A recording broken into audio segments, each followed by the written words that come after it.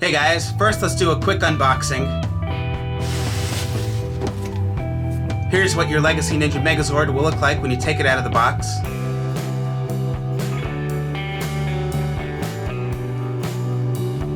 Here it is next to the Japanese packaging.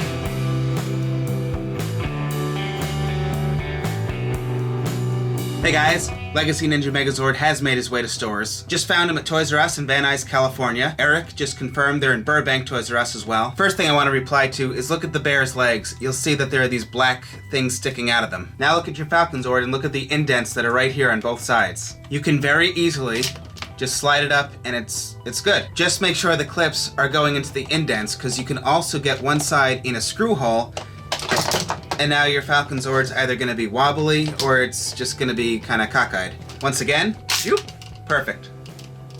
Alright, I did a lot of hunting in the garage and found my American Ninja Megazord, which is in the Japanese box, so the Japanese version is in the display room with the Kakuranger display. But anyway, here's an American version that I got a couple Power Morphicons ago. You'll see pink for the crane. That is not show accurate. That was because we had Kimberly in Season 3. So if anyone's confused, this is what it's supposed to look like. This is what they did to make it into a Pink Ranger Zord when there was no Pink Ranger in the Japanese footage. We still had those annoying power bolts. I'm so glad those are gone. And this is all one flat sticker. Not only do we no longer have that, it's painted, it's raised, and the red is extended. And not only is it extended, but we actually have some articulation in the feet, which this doesn't have outside of just, you know, what it needs to do to form the frog. So that's an improvement on ours. Almost the same size. The Legacy is a little smaller. Probably a little heavier because there is no die cast on the Japanese or American version. There's the Ape Zord. These legs do not bend. Now you can extend his arms and they can go 360. That is the only articulation. So we got some nice upgrades on our Ape Zord. I found this either at Michael's or Joann's. They sell them at all those hobby craft stores. They're also on Amazon. I'll put direct links below. They're doll stands, but they work. Look at this. He wants to lean a bit, so we must make Ninja Falcon Megazord!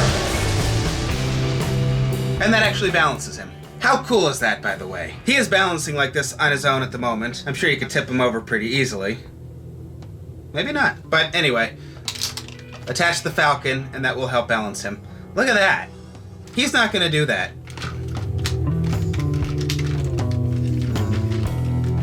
Oh, you can't... The leg won't go... Well, not really. So thrilled with the Legacy Ninja Mega Falconzord. Really am.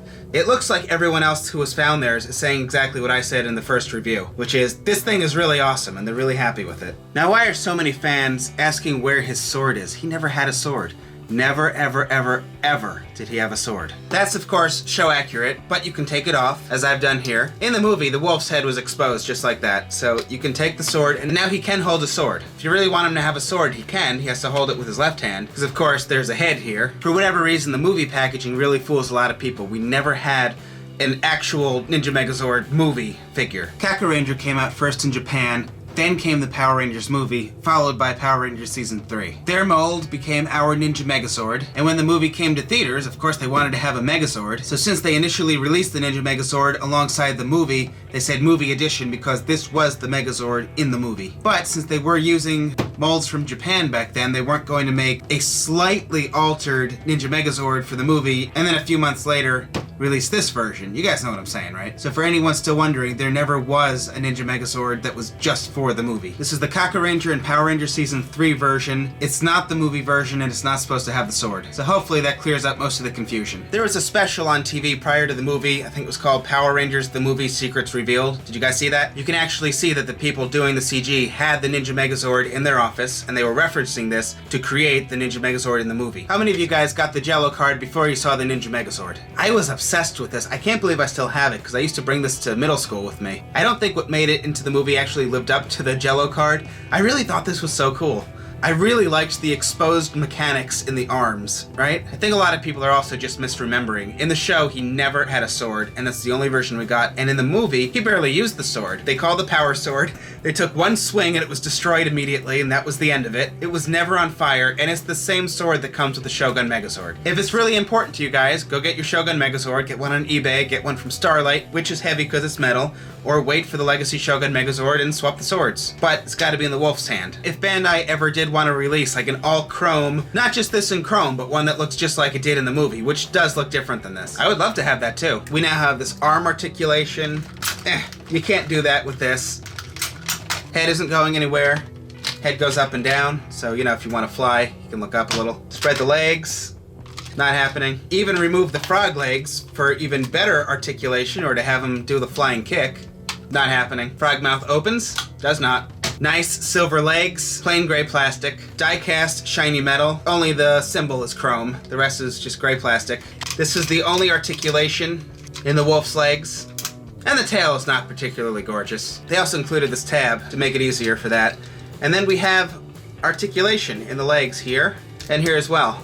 Now, if I put the wrong SKU number in the video description of the previous video, please let me know, and I'll change it. I can't tell if people just aren't looking at the video description or if I put the wrong number, because everyone keeps asking me what the number is, but it's the first line of the video description. You can also display your Falconzord. These things are really great. They're maybe $5, $6. They come in different sizes, but for your Crane Zord, your figure art stands are sufficient. $99 on Amazon and Toys R Us. Amazon ships November 1st. You might be able to find it right now at Toys R Us. New episode of Dino Supercharged tomorrow, Saturday, 12/11 Central on Nick. I'm gonna end here. Please check out our Titano Charge video if you haven't seen it. We did a really cool intro, and then I did a pretty thorough review, including some past Ultrazords and some other cool Zords from the mid to late 90s. If you guys have any more Ninja Megazord-ish questions, let me know. Unfortunately, our box doesn't turn into a suitcase.